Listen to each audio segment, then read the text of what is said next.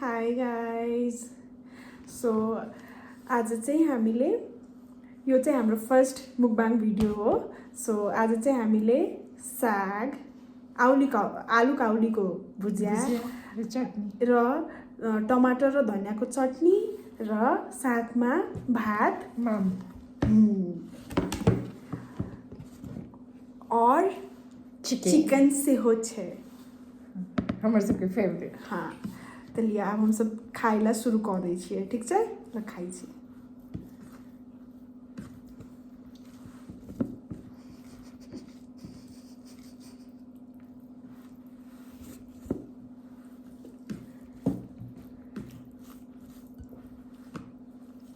केहन बनल छै? हम टेस्ट नहीं केलिए, तपाईँ टेस्ट गर्नु पनि। एकदम मिठो।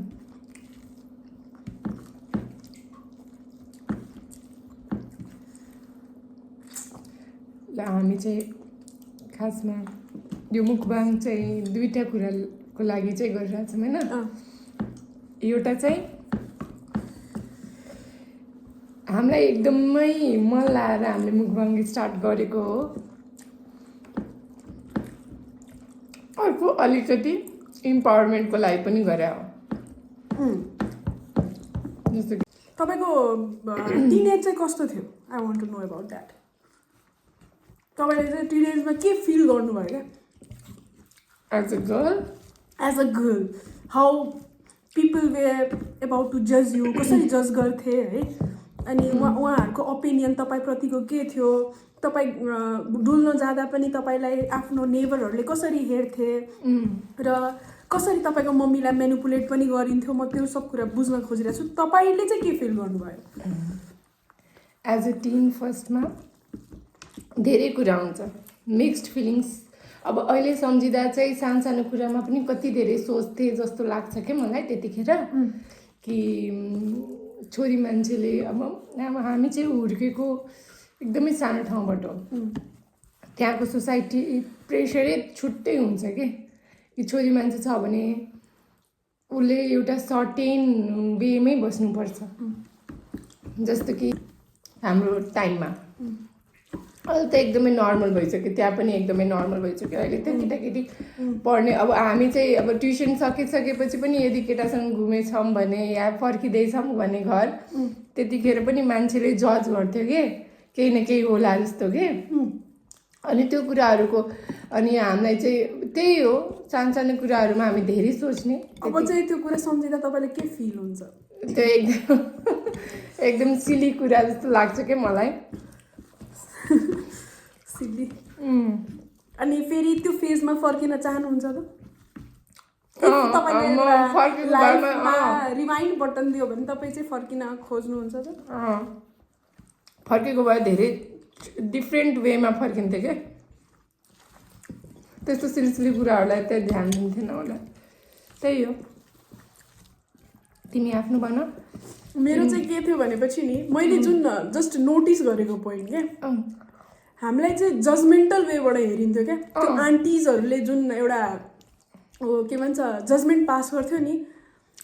हाम्रो म चाहिँ तराईमा हुर्केको होइन, तराईमा हुर्केपछि एउटा मैथिलीमा स्टेटमेन्ट के आउँथ्यो भनेपछि नि, ओकर बेटी त ओहने छे, तो ओकर बेटी बिगड़ गेले। तो ये बिगड़ गेले वाला शब्द जुन थियो नि, त्यो इन व्हाट सेन्स बिगड़ गेले? I want to know about that. बिगड़ना is what? If you are putting eyeliner also no, so त्यसको पनि एउटा चाहिँ के गर्थ्यो भनेपछि नि व्याख्या हुन्थ्यो क्या। यो आइलाइनर लगाएर निस्केको छ, लुगामा कमेन्ट हुन्थ्यो होइन। अनि अब यो 12 पास गरिसकि यसलाई केटा खोजिदिनु पर्ने छ, बिग्रिसकेको छ,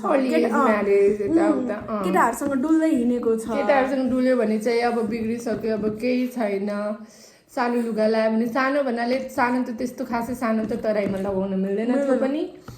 तर अब त्यतिखेर जिन्सहरू तिम्रो टाइममा चाहिँ के कस्तो थियो? जिन्स लाउन मिल्थ्यो? हाम्रो टाइममा चाहिँ प्यान्टहरूको त केही समस्या थिएन। हाम्रोमा पनि प्यान्टको चाहिँ थिएन खासै। तर जज गर्ने, if you are wearing shirts त्यही नाइट सुट नै लगाएर तपाईँ पिजेसमा तपाईँ बाहिर नै निस्किनु भयो भने त्यो पिजेको पनि तपाईँलाई जजमेन्ट हुन्थ्यो क्या, लुगा लाउने ढङ्ग छैन, के लाएर हिँड्दैछ, र फेरि त्यही आन्टीको छोरीले त्यही लुगा लाउँदा चाहिँ केही जजमेन्ट पास हुँदैन थियो क्या, because that is called as a style. अनि यो कुराहरू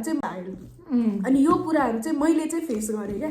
अनि त्यसपछि एउटा टिनेजको बेलामा चाहिँ एउटा सफ्ट कर्नर पनि हुँदो रहेछ क्या कसैको लागि, एउटा के भनौँ तपाईँलाई, त्यो क्रस भनौँ कि त्यो मन पर्ने पनि के भनौँ, तर त्योसँग नबोल्ने तर हेरिराख्ने क्या हुन्छ नि, यो केटा मसँग किन बोलेन आमा, त्यस्तो पनि हुँदो रहेछ क्या।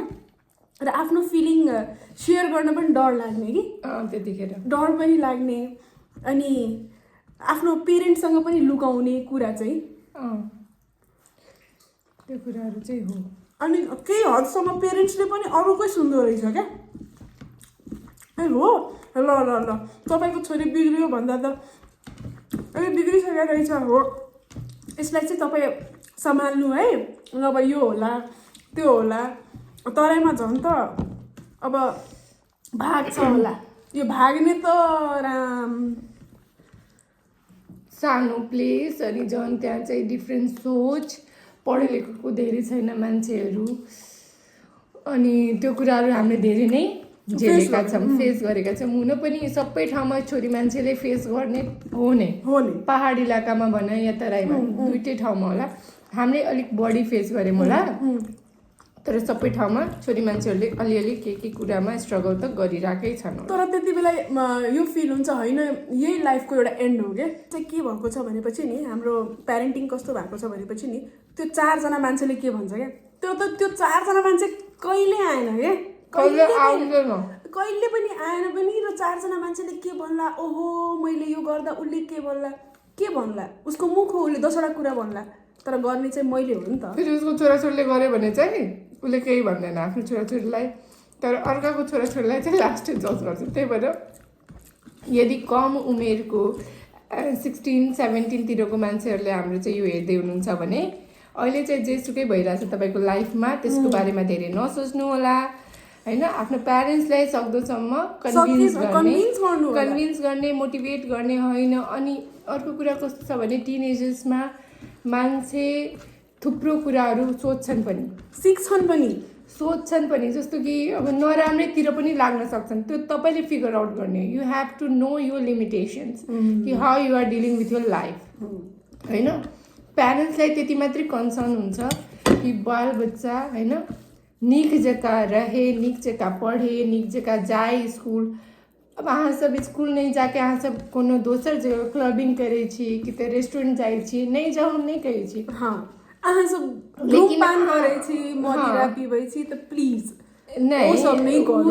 उ सब के लेल अहाँ के माँ बाप कहे छथिन, हाँ जे नहीं करल। हाँ तो त्यो कुराहरुमा अलिकति बचेर बस्नुपर्छ। You can make friends, explore it, go to the cafes, explore करो, तुमको क्या फील होता है वो तुम बस खुद को एहसास करवाओ। हाँ ये मेरे को फील हो रहा है, या मेरे को ऐसा हो रहा है। जो तुमको समझने वाला है उसके साथ तुम बैठ के शेयर करो, तुम्हारे से बड़े लोग के साथ तुम शेयर करो, मेरे को ऐसा ऐसा हो रहा है। अब बहुत लोग जो है बहुत कुछ में बहक जाता है, ये एज ही है बहकने वाला, बहकता है आदमी, लेकिन खुद को संभालो, वहाँ पे संभालना चाहिए। आदमी गिरता है फिर उठता है, ये चीज़ बस पढ़ने के लिए ही नहीं है, सीखना भी पड़ता है, लाइफ लेसन्स भी है ये सब चीज़। और क्योंकि ये वक्त बीत जाएगा, फिर ये वक्त वो टीनेज तुम्हारा वापस भी नहीं आएगा, और अभी हम लोग इतना कुछ भी जो भी बोल रहे हैं वो सब अभी बहुत कुछ समझ में भी नहीं आएगा, नहीं आएगा। लेकिन मेरा बस इतना ही कहना है, इतना ही बोल्न चाहते हैं कि जहिले पनि आफ्नो लिमिटेसन थाहा भयो भने लाइफमा नराम्रो कुरा, अब सबैले राम्रै कुरा गर्छ भन्ने पनि छैन, हामीले पनि गल्ती गरेकै छौँ एज अ टिन, सबैले गर्छन्। तर तपाईँ कति मिस्टेक कुन लेभलमा गर्दै हुनुहुन्छ त्यो डिपेन्ड गर्छ के। कहिलेकाहीँ चाहिँ यस्तो मिस्टेक हुन्छ कि त्यो लाइफ टाइमसम्म त्यो मिस्टेकको इफेक्ट हुन्छ के। त्यही भएर त्यो लिमिट आफ्नो थाहा पाएर गर्ने, इन्जोय पनि गर्ने नि, बङ्क पनि गर्ने, क्लासेस पनि बङ्क गर्ने, मस्ती पनि हान्ने, सबै कुरा गर्ने, तर in a good way, not in a bad way. Bad way. त्यो ब्याड वे चाहिँ के छ भनेर तपाईँलाई उहाँले भनिसक्नुभयो के गर्ने नगर्ने भन्ने कुराहरू डिटेलमा। अझै हामीले यो कुरामा डुज एन्ड डोन्ट्स लिएर आउने प्रयास चाहिँ गर्छौँ। अनि डुज एन्ड डोन्ट्स आफ्नो ठाउँमा छ, तर म एउटा कुरा चाहिँ यो भन्छु भनेपछि भन्नाले राम्रो यो चाहिँ लाइफको एन्ड पोइन्ट होइन है। After teen you will feel again so many things in adult. Adulting is different thing again. Again when you will go in adult, then adultingको लागि सबै डिफ्रेन्ट कुरा फेज पार गर्छन्, डिफ्रेन्ट फेजमा जान्छन् पनि र धेरै कुरा उनीहरूले सिक्छन् पनि।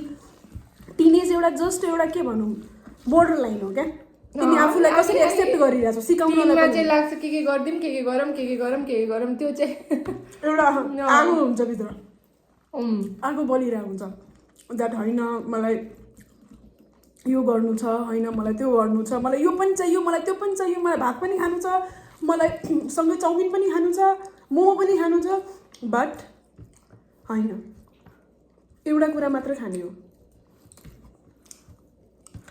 अलिक फोकस हुनु पर्यो, सकिन्छ।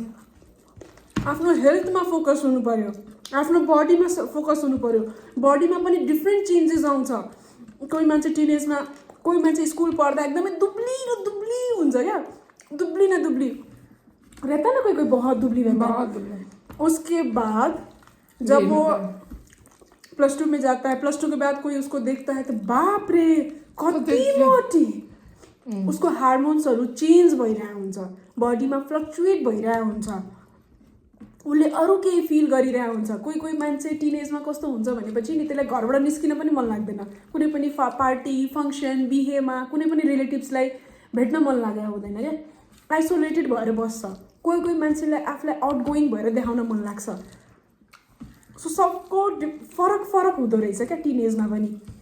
कोही एकदमै एग्रेसिभ हुन्छ टिनेजमा, एकदमै झनक्क रिस उठ्ने।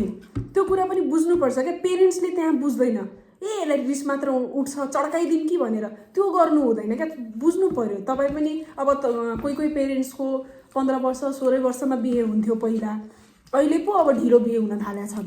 अहिले पनि अब बुझ्ने पेरेन्ट्सहरूले आफ्नो बच्चाको ब्याचलर्स पछि बिहा गराइदिन्छन् या ब्याचलर्स पढ्दै बिहा गराइदिन्छन्।